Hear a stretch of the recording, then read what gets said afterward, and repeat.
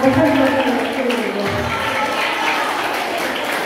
Sebagaimana kami kepada almarhum Abu dan almarhumah yang pada dua, ada doa yang kita kirimkan. Allahumma ighfir lana warhamna wa'afina wa'afina.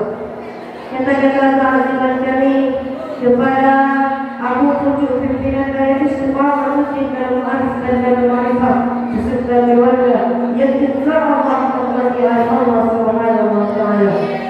Kata-kata penghormatan kami kepada seluruh dewan-dewan guru, baik yang sanggup menjadi dewan-dewan juri yang menilai kami dengan seikhlasnya, dengan sejujur-jujurnya karena Allah Subhanahu wa ta'ala.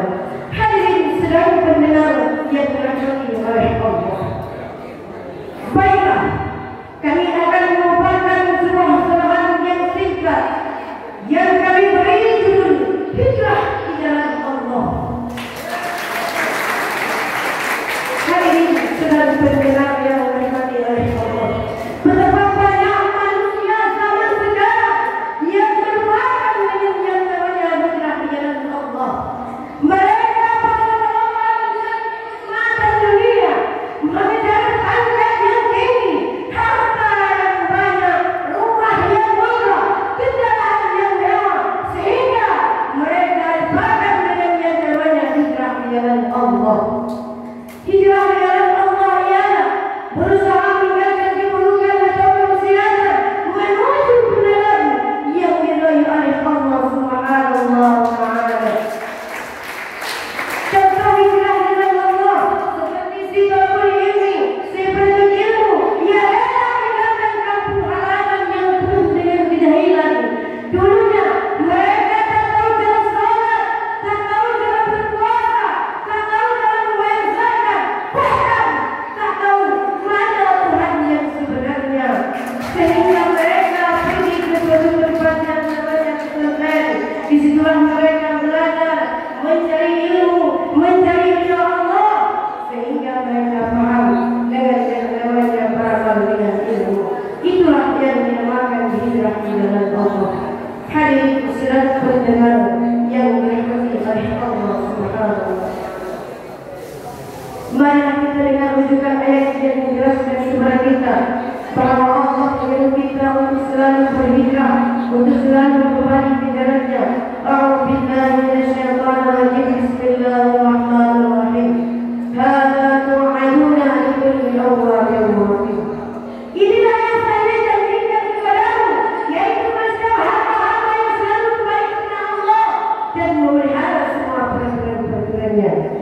Dalam ayat ini menjelaskan kepada kita bahwa Allah menyuruh kita untuk selalu kembali ke jalan yang benar, lebih tepatnya adalah hijrah jalan Allah. Sekalipun kita telah berbuat dengan dosa, sebesar apapun dosa kita lakukan, sebanyak apapun kemaksiatan kita lakukan, dalam ayat ini menjelaskan kepada kita bahwa Allah menyuruh kita untuk selalu kembali ke jalannya, berusaha melakukan hijrah yang sebenarnya, yaitu meninggalkan semua larangan-larangannya, mengerjakan semua perintah-perintahnya Allah. Karena apa ini? Karena Allah selalu memberi petunjuk kepada siapapun yang ingin menempuh jalannya, yaitu jalan yang lurus. Hadirin sedang pendengar yang dirahmati oleh Allah. Rasulullah sallallahu alaihi wasallam dan para sahabat dalam menjalankan hijrah tidak saja mengorbankan harta benda, sejuran kegiatan, tetapi jiwa dan raga menderita nyawa. Karena hijrah sebagai sebuah bentuk jihad atau perjuangan yang berdasarkan pada keimanan, sehingga walau mereka pahit dirinya penderitaan yang menimpa mereka, mereka bisa meninggalkan kampung halaman, sanak saudara, harta benda, lebih-lebih anak dan istrinya yang dicintai, menanggung beban yang cukup jauh dan melelahkan. Semua itu mereka lakukan karena Allah Subhanahu wa ta'ala. Hadirin sekalian yang dirahmati oleh Allah. Yang menjadi pertanyaan, apakah kita sudah berhijrah dengan Allah, sudah mengorbankan harta benda, jiwa dan raga kita? Hadirin, jikalau belum, mari kita mulai bersama-sama jiwa dan daya kita, agar kita tak pernah goyah dalam mempertahankan agama Allah. Hadirin sedang pendengar yang dirahmati oleh Allah.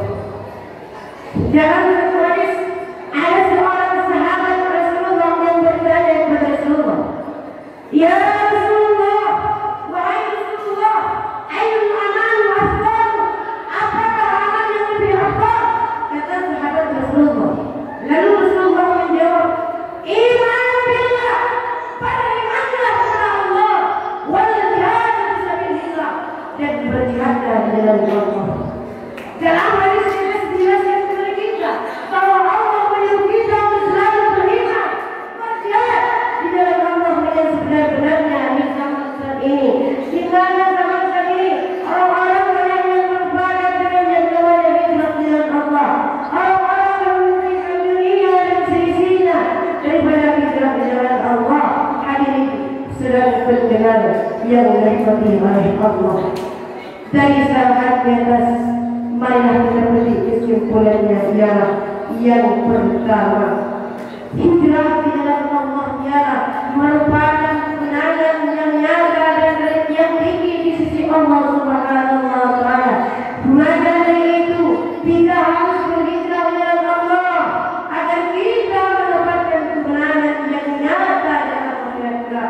Kita tinggalkan dunia yang melalaikan kita, yang menyibukkan kita daripada hijrah di jalan Allah. Karena apa amin? Karena hidup di dunia hanyalah kehidupan yang sementara, sedangkan kehidupan yang kekal abadi ialah kehidupan di alam akhirat. Dan yang kedua ialah marilah kita beriman kepada Allah Subhanahu wa Ta'ala. Karena apa? Karena beriman adalah perbuatan yang lebih besar, perbuatan yang lebih bagus di sisi Allah Subhanahu wa Ta'ala. Maka dari itu kita harus beriman kepada Allah Subhanahu wa Ta'ala dengan sebenar-benarnya beriman.